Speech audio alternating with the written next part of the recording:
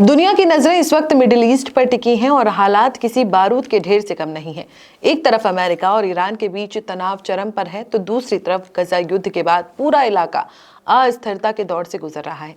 इसी बीच एक बड़ा कूटनीतिक कदम उठाते हुए भारत के प्रधानमंत्री नरेंद्र मोदी 25 फरवरी को इजरायल की यात्रा पर जा रहे हैं। ये अक्टूबर 2023 में युद्ध शुरू होने के बाद उनकी पहली इजरायल यात्रा होगी और कुल मिलाकर 2017 के बाद दूसरी। ये दौरा ऐसे समय में हो रहा है जब अमेरिकी राष्ट्रपति डोनाल्ड ट्रंप ईरान पर सैन्य कार्रवाई की चेतावनी दे चुके हैं, अमेरिकी युद्धपोत पोजीशन ले चुके हैं और क्षेत्र में हाई अलर्ट है। ऐसे माहौल में किसी बड़े वैश्विक नेता का इजरायल जाना बेहद जोखिम भरा माना जा रहा है, लेकिन रणनीतिक विशेषज्ञ इसे भारत की कैलकुलेटेड स्ट्रेटेजी बता रहे हैं। जाने माने विश्लेषकों का कहना है कि ये कदम दुनिया को ये संदेश देता है कि भारत अब मिडिल ईस्ट में एक बड़ा और प्रभावशाली स्टेक होल्डर बन चुका है। तो आखिर इस दौरे के पीछे भारत की क्या रणनीति है? अगर हम फैक्टर्स की बात करें तो पहला फैक्टर संतुलित कूटनीति है। भारत अब अरब देशों और इजरायल दोनों के साथ मजबूत संबंध बनाए रख रहा है। कुछ हफ्ते पहले ही भारत ने अरब विदेश मंत्रियों की मेजबानी की थी और अब इजरायल का दौरा ये साफ कर दिया है कि वो किसी एक खेमे में बंधने वाला नहीं है।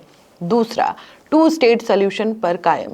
भारत ने 7 अक्टूबर 2023 को हमास के हमले की कड़ी निंदा की थी, लेकिन साथ ही फिलिस्तीन के अधिकारों और टू स्टेट सॉल्यूशन के समर्थन को भी जारी रखा है।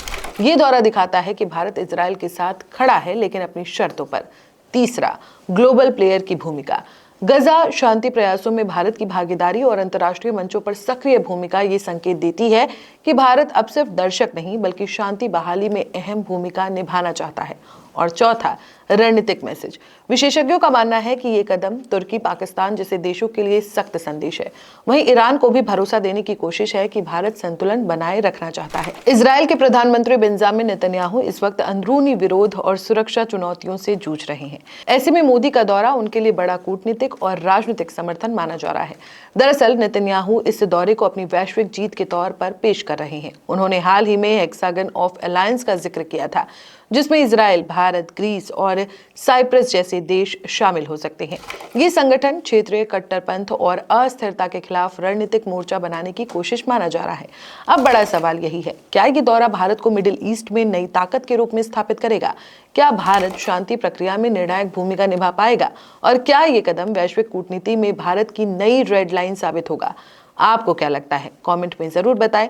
हालांकि इन सवालों के जवाब आने वाले समय में सामने आएंगे। आप इस दौरे को कैसे देखते हैं? क्या ये भारत की विदेश नीति का मास्टर स्ट्रोक है?